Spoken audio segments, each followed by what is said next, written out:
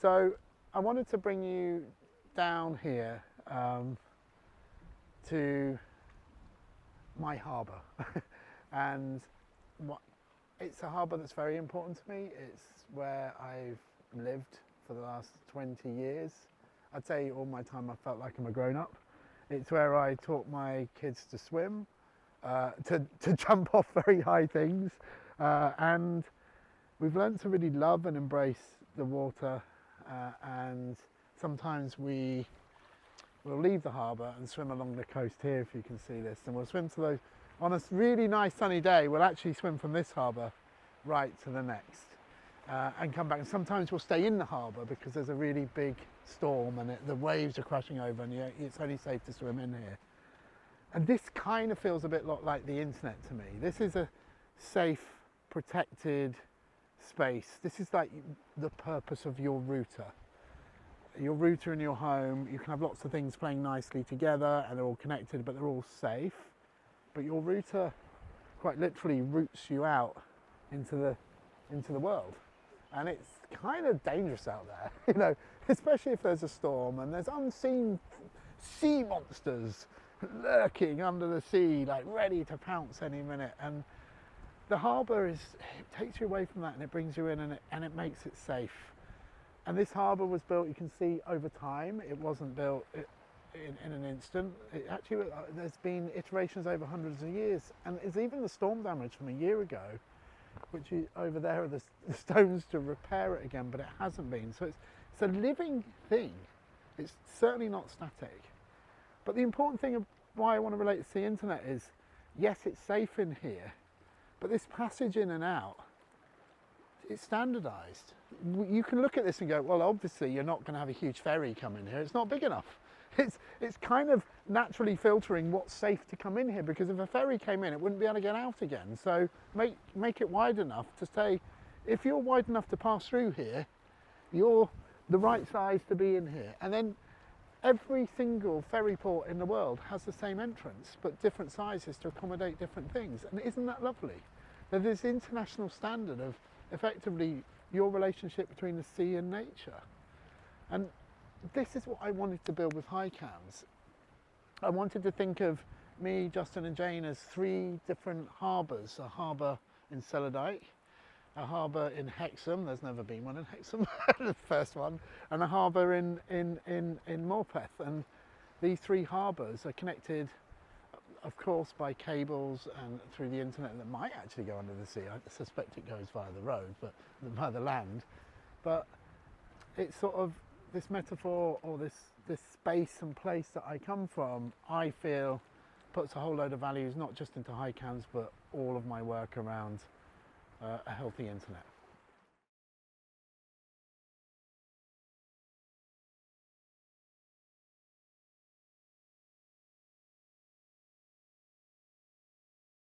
For me, a mirror, there was sort of the mirror world of big tech, I guess.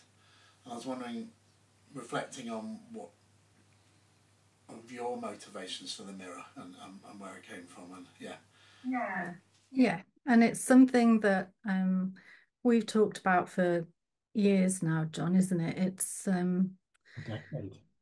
to me, one of the things that I'm interested in about a mirror is that the way people use it to kind of check in with themselves or to give themselves a talking to. It's a really strange object that's uncomfortable, but can be how you can connect with yourself as well at the same time. And I think a lot of that's about whether you're looking at yourself when you're on your own, or whether you're seeing things about you being reflected in a public forum. For me, the mirror was the mirror world. It was through the looking glass. It was into Narnia. It was this sort of the other place that the mirror gives you, but it was the other way round. And I know when we've talked, you also sort of see mirrorness as actually a more direct reflection on the self rather than a mysterious other world, I guess. Differently to the kind of through the looking glass thing, I think it's interesting thinking about scrying mirrors and dark mirrors, about how you'd see the other, in terms of people used to think you could see, into death, into kind of, ghosts, and people could visit you through those kinds of dark mirrors. And there's always been that idea of the reflective surface showing you, but showing you something other.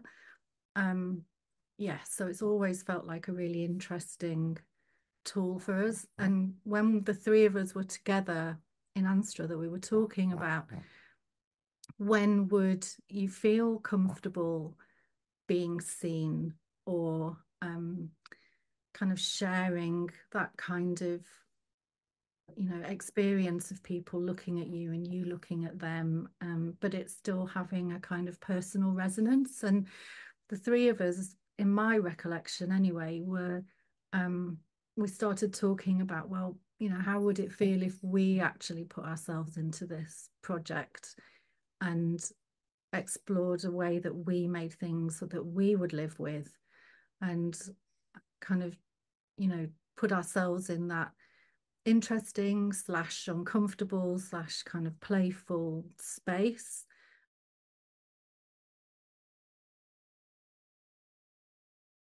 Instead of building a social network on a nice, powerful, fast, rectangular computer that would be actually end up mimicking what you have as an experience on what we envisage a computer to be, I was making something round and small and very slow and very hard to code. And actually, because of those decisions that you two helped me to make, and it wasn't me asking you what do you want and then going, I'm going to do what I want anyway. Like a genuine, I was really like, right, this has to be round. The look on your face, Jayne, we just looked at it, it was like, oh no, there wasn't an option then for it ever to be rectangular. It was just like that moment in terms of this project has gone, and that was important. And those kind of constraints, I feel, kind of were pivotal in making this what it is. So then it was also thinking, okay, we now need to fit, and this is a Raspberry Pi Zero here, so it's about a quarter of the size of a Raspberry Pi 4 or 2 or 5, whichever one that is. And of course, the smaller it is, the less memory, etc., and the less input-output pins. But of course, it can fit into a smaller space, and we wanted them to be personal objects. Jayne, do you want to talk a bit about that? Why that was important, that it wasn't a bigger thing? Because it wasn't like we were ever making them wearable, but it was still important that they was kind of an appropriate size. I don't think it was important to be small, but it felt important that they weren't in a big box or something. I felt. I think it's interesting that we chose the kind of scale that we did, because it's a kind of in between scale. It's not wearable, like you were saying. You can't kind of hide it. It's not something you can really carry around with you that easily. But again, it isn't a really large object either. So there's something that feels quite domestic and manageable about it. Yeah, you're right. There's an understandability about the kind of mechanics of it that is very clear. And you're right. I think they really speak to a domestic kind of context rather than a kind of, it's not mobile computing. That's, it's and I think some of the things we did to them in terms of that, going back to this sort of personalization, we personalized them, I think, on a level of the domestic. They became like, we added things to make them fit into our particular studio environments, because that's where all workshops, because that's where they lived, and we wanted them to sit in there. And I think that's it's kind of a natural thing, I think, a crafty inclination to make something's form reflect our personalities and reflect the place in which they find their homes. When I'm looking at the screens, the circle just seems to weirdly fit. it feels like it captures the mood and essence of the home, and it's particularly when people put their faces up close. Yeah. It is then, you know, why a shaving mirror is round, or kind of a handheld mirror is oval or round, and you know, kind of the kind of dressing table mirrors were oval and so on. There is a quality to it.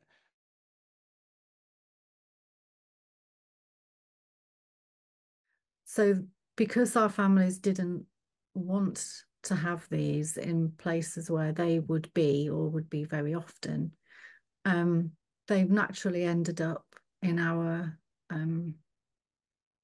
home office or places in our homes where we make things. The three of us are makers, so we've all got corners in parts of our houses where we do that, and that's where these have naturally found a home, isn't it? For me, it's been the most joyous parts of, well, the most interesting things that I've seen with the portal to you, Justin, was I felt a real sense of mirrorness in seeing you time and time again, burning the midnight oil, working on your computer, doing work, and from home. And often when I'd see you, I'd have just come into the pottery to make something as a bit of light relief, because I have just been doing the same for hours. And I felt like, oh, he's doing it as well, you know. And there was a proper kind of, a real kind of mirrorness of what our lives are like in that instance.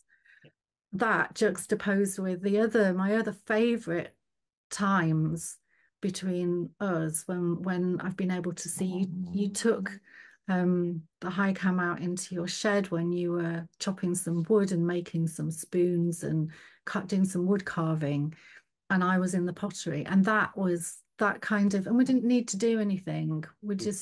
It was just that co-making and that sense.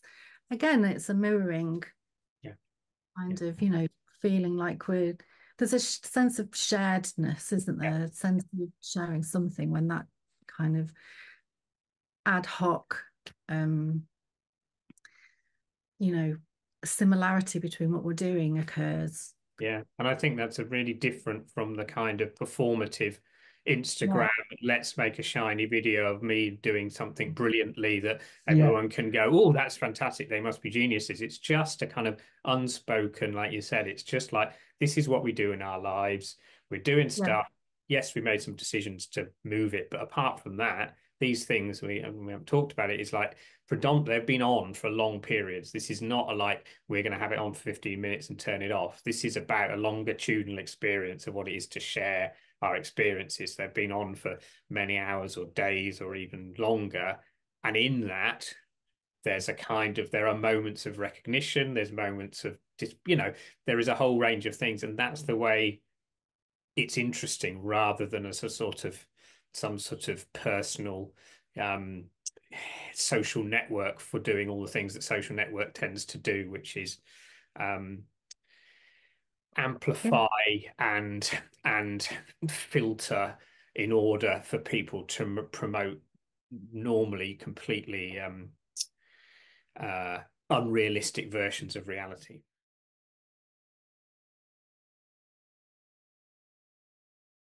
I think it was Glastonbury, and I put it up, and actually, again, I was watching it back through my hiCam. I was like, it was much more like you were there than, because it filled the whole screen, it filled the whole world, and it felt really. I was watching it on I put it in front of the screen, but then was watching it on your hiCams coming through, and then listening to it on the radio, and I was like, wow, that's like you're at the gig or something. You're like, it was quite amazing. I was watching the same thing, and it's like, although it was only on a slow refresh rate, so it didn't sync with the music, actually watching that imagery as a set of sort of moving stills, listening to music, was a far more interesting experience than the kind of you know, high definition, watch it on your iPad or your whatever.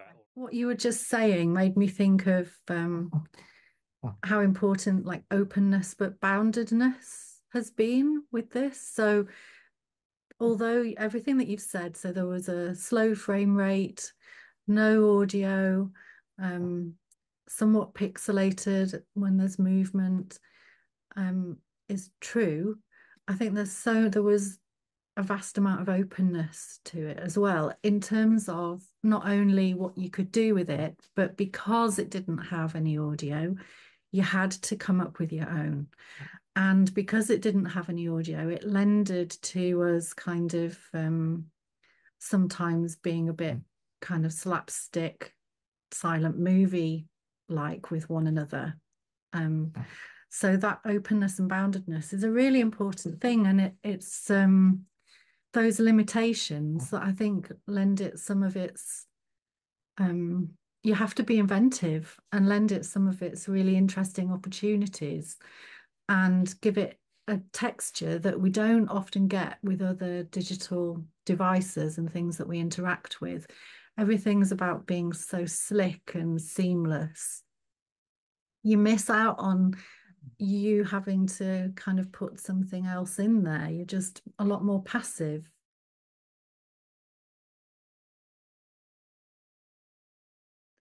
It's not that we're saying that this is should be a replacement of phones and high fidelity and slickness in certain areas of life. We're not saying that. We're saying, though, that there's space for punctuation in life with things like this that give you a different kind of texture and a different pace and a different way of feeling connected to people that we're not often afforded. The landscape's properly being skewed, and the people who are doing that skewing are doing it for a particular reason, and it's becoming less and less healthy because they're scraping our information, our data, and you know, taking liberties that they shouldn't be taking. But these kinds of things that we can make that are out with those systems can punctuate life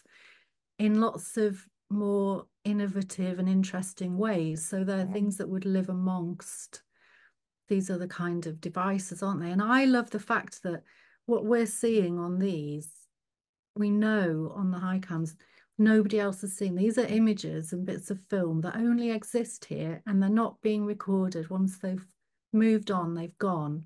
We can't rewind them. We can't do something again. They're not infinitely reproducible, repeatable in terms of the imagery that it's showing. They're time-based things. And I think there's something about that feels really human and that feels very special about it, and that's applicable in this kind of friendship setting. I was quite sort of playing with the limits of my Wi-Fi, where it'd go, and I put them onto a battery, which turns out, because these take so little power, like a 3 amp hour battery is going to last, say, basically 10 hours. And I had put you outside. For the camera, I have chickens, 4 chickens then, one has sadly gone. And they are they're kind of pets. They're not farm animals at all. They're very much pets in the house. And so I'd put you downstairs. I put you out in the yard with the right at chicken level, hadn't I? And so Justin was with the chickens. It was in the world. And I went off just to do something. I'd actually forgotten it. I think you then you would say, I want some painting. I was like, right, you can paint the chickens then. And yeah. So I left them out there. I'm glad it didn't rain, but anyway. But I think, yeah, so that kind of, it was almost like taking it one step back. It's like, okay, you could have a sort of Amazon Ring doorbell surveillance CCTV cam of me live streaming John live streaming chicken stuff, or you could have something again that was kind of low resolution, kind of slow. It's like, what's even slower than that? Doing a painting as a record of something. Yeah. So, you know, it's going, okay, I now will sit here for an hour or so painting a screen that's taking a camera of something. And actually, in reality, I had to take a picture of the screen to then paint the picture of a screen so it became this kind of layers of differentiation between the kind of the what was there in your reality of your chicken world and what I was doing, which is the opposite of this attempt to go, oh, what it would be really nice is to make something so high definition, so high fidelity, so instantaneous that the live event is as good as if you were there. Well, I don't think it ever is. And I think finding strategies for other ways of creating meaning and connectedness is kind of what these cameras do in a quite, I think, in an interesting way.